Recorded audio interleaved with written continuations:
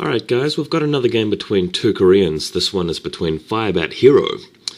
Many people love him, many people hate him, but it's Firebathero. He's the red Terran at the 6 o'clock position on Python, and his opponent is the green Protoss by the name of Uzoo. Don't really know anything about this guy. Maybe you do. If so, post a comment or something. But he's up against Firebathero, so let's see how this turns out. Terran versus Protoss on Python. And while we're just waiting for them to build stuff, just thought I'd talk about some recent things. I haven't been posting that many commentaries. I've been watching a lot of VODs. I've been playing a lot of StarCraft and so on. So hope you guys don't mind the slow output recently. Really looking forward to TSL 2. Not sure when that's coming out, probably later in the year. I know that Team Liquid stuff have been saying that there's going to be like 2 TSLs per year if they can manage that. So really looking forward to that. Now, Firebathero, Terran, looking to wall off, I think, by building that supply depot right next to the ramp. It's the wall-off position.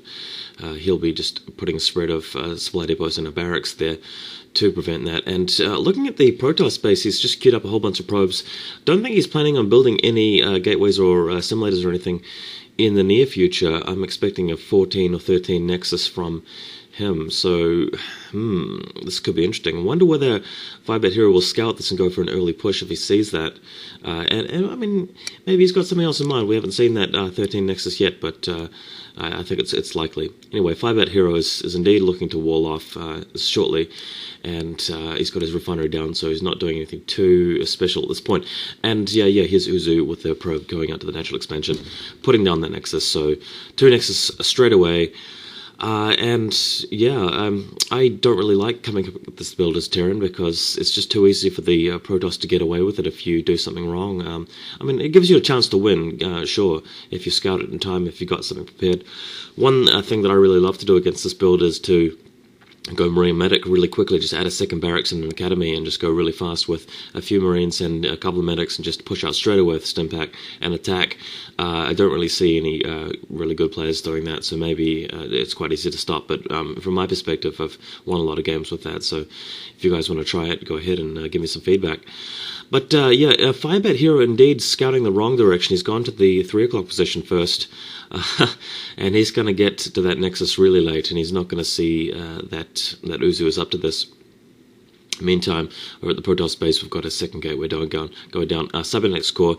So really just getting ready to make use of that second Nexus and use the economy to pump things out. Uzoo is actually scouting through the middle of the map. He's already checked the 12 o'clock. He's seen nothing there, and he's gone immediately for the 6. I think that's because he saw Firebathero's SCV, and he must just have a really good sense of Terran scouting timing because he's just ignored the 3 o'clock and is sending it straight down to the 6 o'clock, and that is indeed where Firebathero is. So clever move there by Uzoo. He's going to see what the Terran's done. He's going to see that wall off as well, so an opportunity to come in and harass, and Firebathero is obviously counting on that. He's got some plan in mind which involves him denying the scout and denying any kind of harassment so that he can get whatever his plan is underway. A single Zealot also doing a fairly similar thing for Uzoo. He's actually prevented that SCV from getting into his own base, so that's cool. The SCV, obviously, at this point, will see that second Nexus and that expansion now, so Firebathero does realize what's going on, but I think it's a bit too late to do anything serious about this, so he's going to have to sort of plan his mid-game strategy in accordance and see if he can come up with something which will put him back in the lead, because economically he's short. And wow, looks like he's gone for a starport, so that's really interesting. He's going to go for some vulture harass. He's building vultures and mines right now, so that's really interesting, especially because Firebathero's at the 6 o'clock position, and with Uzoo at the 9 o'clock, they are just over this little cliff, and the drop distance is very short. He'll be able to get vultures in there straight away, and if he can cause a lot of damage, then maybe he can even things up that way. But of course, if this fails, then Uzoo is just going to have an incredible lead because Firebathero hasn't even started a command center at this point. The probe knows this, so Uzoo knows that it's really a matter of him just staving off any kind of harassment, and he'll be fine. So let's see indeed how this harassment goes. It's not going to be long before he's ready. He's building that dropship now. Still hasn't started on the command center. He's got a bunker full of Marines there to fend off any kind of attack, and Uzoo's really not preparing any kind of attack. He's gone for that robotics facility. That's actually going to be very helpful against the vultures when they show up in Uzoo's main to get rid of the mines. So once he gets that observatory out, the harass is not going to go very well, and I have a fear really that Firebathero is not going to achieve as much as he needs to with this. So we'll see how that goes. And meanwhile, shuttle being produced, and robotic support base. So well, it's at the same time as an observatory. So that appears to be Uzoo's plan. But dropship coming in now. 4 vultures ready. 4 vultures are going to be dropped off in the base, and we're going to see how much damage they're going to be doing. Yep, mining the area. Minefield going down. Oh, good mine position. The dragoons really should not be right there. Wow. 2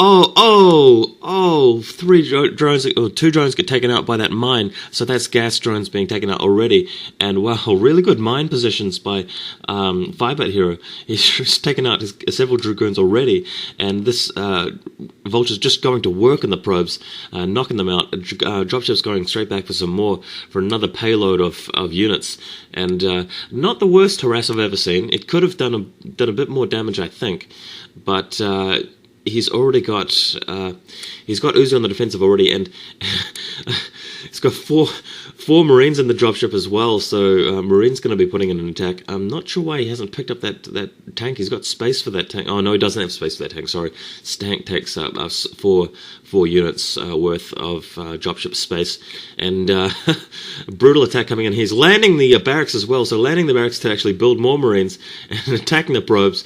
Oh no, he's picking them up again. So that's disappointing.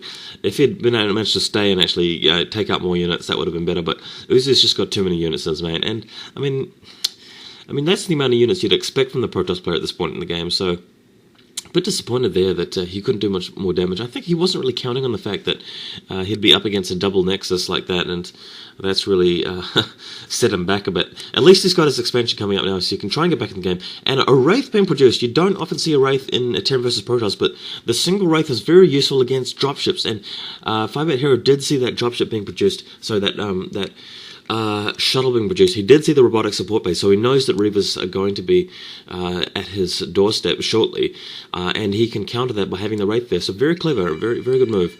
Dropship coming back, but the dropship does not have any units in it, so can't see this doing much damage at all. Let's see how we go. Yeah, just patrolling at the back of the base with that dropship. And rebuilding the barracks. You're going to need to do that if you want to get more factories. Scouting out with the SUV, you're going to see a whole column of